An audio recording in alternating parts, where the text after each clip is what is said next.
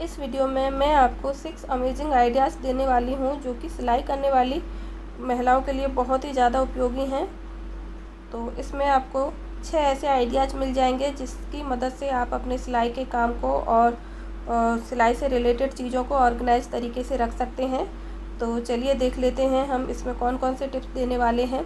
सबसे बड़ी परेशानी होती है धागों को रखने की। तो इसके लिए हमें क्या करना है, एक चाकू या इस तरह का कटर लेना है और जो थ्रेड स्पूल्स हैं उनके ऊपर हमने इस तरीके से कट लगाना है। एक साइड में ही कट लगा सकते हैं, चाहे तो दोनों साइड्स में लगा लीजिए। और उसके ऊपर आपने धागे को इस तरीके से लगाना था, जैसे मैंने आपको लगा के दिखाया था। निकालना हो तो आप इस तरीके से निकाल सकते हैं। दोबारा से मैं आपको लगा करके दिखा देती हूँ। ये देखिए, इस तरह से धागा लॉक हो जाएगा और आप इस तरह की कितनी ही थ्रेड स्पूल्स एक साथ रख सकते हैं, उनके धागे आपस में नहीं उलझेंगे। तो सबको हमने इसी तरीके से तैयार करके रखना है। एक बार कट लगाना है और जब भी आप इस धागे को रखें, बस इस तरह से आपने धागे को इसके अंदर उलझाना है और कहीं पर भी स्टोर कीजिए इनको। तो ये था हमारा पहला तरीका। अब देख लेते हैं दूसरा तरीका क्या है। यहाँ पर आप देख सकते हैं मैंने लिया है पानी का एक पाइप इस तरीके से, और इसमें अंदर की तरफ मैं एक लाइन ड्रॉ कर रही हूँ।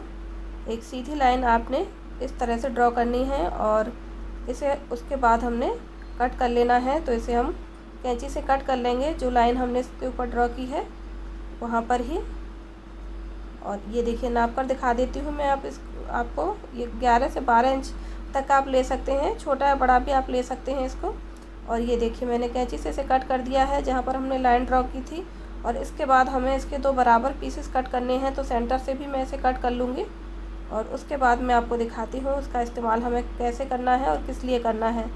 तो इस तरह से हमारे पास ये जो बॉबिन्स हैं इनको रखा जाता है, तो इनका भी सेम प्रॉब्लम होता है। इनके धागे आपस में उलझ जाते हैं और काफ़ी दिक्कत होती है इनको स्टोर करने में। इस तरह की डिब्बी में भी आप रखेंगे तो भी परेशानी होती है। तो इनको आपने इस तरह से जो पाइप हमने लिया था पानी का उसके अंदर लगा कर के रखना है, जिससे इनके धागे उलझेंगे नहीं और आसानी से आपको सारी बॉबिन्स मिल जाएंगी। जो भी आपको ज़रूरत है आप उस बॉबिन को निकालिए, यूज कीजिए, और यूज करने के बाद जो भी आपने इसके अंदर स्टोर करके रखनी है उनको आप स्टोर करके रख सकते हैं। तो इस तरह से लगाना है इसके अंदर बॉबिन्स को।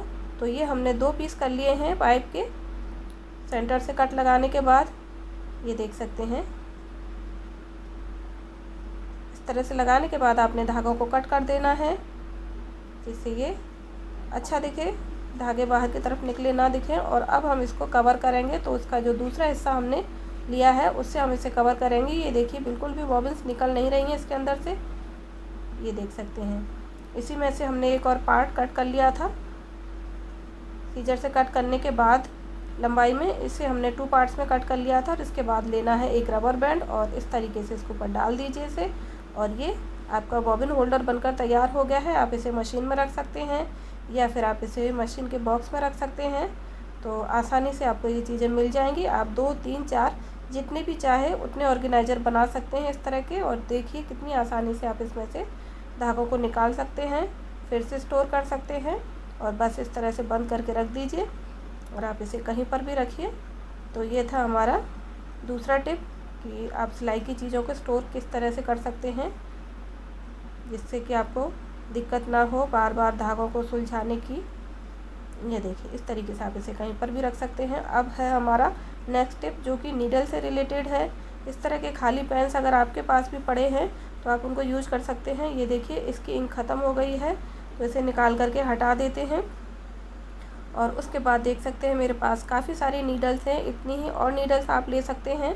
और इसको हमने डाल दिया है पेन के अंदर। आगे से ही आप इसे इस तरीके से पेन के अंदर डाल सकते हैं। तो एक नीडल होल्डर की तरह से हम पेन का इस्तेमाल कर सकते हैं। और इसके निप को इस तरह से बंद कर दीजिए। आप चाहें तो 1-2 नीडल आगे से भी निकाल सकते हैं, और ज़रूरत ना हो तो आप उनको वापस यहीं से रख सकते हैं। आपको पूरा ओपन करने की भी ज़रूरत नहीं पड़ेगी। तो इस तरह से ये देखिए, एक नीडल को भी डालकर इसके अंदर रखा जा सकता है। तो ये बहुत ही अच्छा ऑर्गेनाइज़र है। आप इस तरह से इसका कैप बंद कीजिए और इसे भी आप किसी डिब्बे में या मशीन में रख सकते हैं और आपका नीडल होल्डर बनकर तैयार है बहुत ही आसानी से। अब देख लेते हैं हमने और क्या यूज करना है टिप। ये देखिए, ये हमारे पास इंची टेप है और अक्सर क्या होता है, इंची टेप भी खुल जाता है, सेम प्रॉब्लम इसकी भी होती है। आप इसे किसी भी बॉक्स में डालकर रखिए, ये खुल जाएगा और दूसरी चीज़ों के साथ उलझ जाएगा। तो इसका जो छोटा वाला पार्ट है, ये देख सकते हैं, यहाँ पर आगे की तरफ होल होता है। उस होल में आपने एक पतली सी रबर बैंड को फंसाना है। इस तरीके से नीडल से भी आप इसे फंसा सकते हैं और इसके बाद आपने इसे खींचना है और जो लोहे का या मेटल का टिप है उसको पकड़ करके आपने खींचना है इसको, अदरवाइज ये टूट जाएगा। तो ये देखिए, ध्यान से इसे खींचना है और ये इसका भी सॉल्यूशन हमारा मिल चुका है। देखिए इसे कैसे इस्तेमाल करना है। इस तरीके से आपने इंची टेप को लेना है और इसे फोल्ड कीजिए। इस तरीके से फोल्ड करने के बाद हमने जो रबर बैंड इसके ऊपर लगाया है उससे हम इसे फिक्स कर देंगे और इससे ये ऊपर नहीं होगा और बाकी सामान के साथ उलझेगा नहीं और जैसा आप इसे रखेंगे वैसा ही आपको मिल जाएगा। तो इस तरीके से आप एक रबर बैंड का इस्तेमाल कर सकते हैं। मैंने यहाँ पर पतले वाले रबर बैंड लिए हुए हैं। अगर आपके पास थिक रबर बैंड्स है तो आप जो बिल्कुल बारीक रबर बैंड्स आते हैं उनका इस्तेमाल भी कर सकते हैं इस टिप को यूज़ करने के लिए। तो इस तरीके से हमने इसे फोल्ड कर लिया है और इसके बाद हमें करना क्या है, जो रबर बैंड इसके अंदर डाला है उसे बस इस तरीके से टू फोल्ड कीजिए इसके अंदर और ये फिक्स हो गया। अब इसे भी आप कहीं पर भी स्टोर कर सकते हैं, जैसा रखेंगे वैसा इंची टेप आपको मिल जाएगा। सेम कलर का रबर बैंड यूज कर सकते हैं आप इसके लिए। और देखिए खोलना भी कितना आसान है और उसके बाद आप इसे इस्तेमाल भी आसानी से कर सकते हैं। ऐसा नहीं है कि रबर बैंड डालने के बाद आपको किसी तरह की कोई दिक्कत होगी। ये देखिए एक पीस इसमें निकला हुआ है, इसे कट कर देते हैं। तो बहुत ही आसानी से आप इसे फिर से यूज कर सकते हैं। तो जो मेटल का पीस आपका स्टार्टिंग में लगा रहता है 1 2 3 जहाँ से लिखे होते हैं उसी साइड में आपने रबर बैंड को डालना है, ये ध्यान रखना है, बैक साइड में नहीं डालना है। एक और टिप देख लेते हैं। ये मेरे पास एक टेबल है, अगर आप इस टेबल पर रख करके सिलाई करते हैं तो आप इसे ले सकते हैं। मेरा ये DIY टेबल है तो यहाँ पर भी हमें इंची टेप की ज़रूरत होती है। तो इसके किनारे पर मैंने इस तरीके से इंची टेप को चिपका दिया है। तो ये देख सकते हैं 30 या 31 इंच तक ये आ गया, उतना काफ़ी है। ये कोना है, इसे भी हम टेप लगा करके चिपकाएंगे। पहले मैंने इसके अंदर हल्के छोटे छोटे पीसेस टेप के लगा करके इसको फिक्स कर लिया और उसके बाद मैंने इसके ऊपर जो ट्रांसपेरेंट टेप होता है चौड़ा वाला उसको लगा करके इसको फिक्स कर दिया टेबल के किनारे पर। और अब मुझे बार बार इंची टेप ढूंढने की ज़रूरत नहीं पड़ेगी किसी भी चीज़ को नापने के लिए। ये देखिए, आप इसे कपड़ा नाप सकते हैं या फिर कोई आपके पास कागज़ है, पेपर है, उसको नापना हो तो उसे भी नाप सकते हैं। किसी स्टिक को नापना हो उसे नाप सकते हैं। और इसके बाद मैंने एक चूड़ी ली है और इसको मैंने प्लायर से कट कर लिया है 2 पार्ट्स में। मतलब इसको कट लगा दिया है जिससे ये इस तरह से ओपन हो गई है। और इसके ओपन होने के बाद हमने टेप का एक छोटा सा पीस लिया है, इसके किनारों को हमने इस तरीके से टेप से कवर कर दिया है जिससे कि ये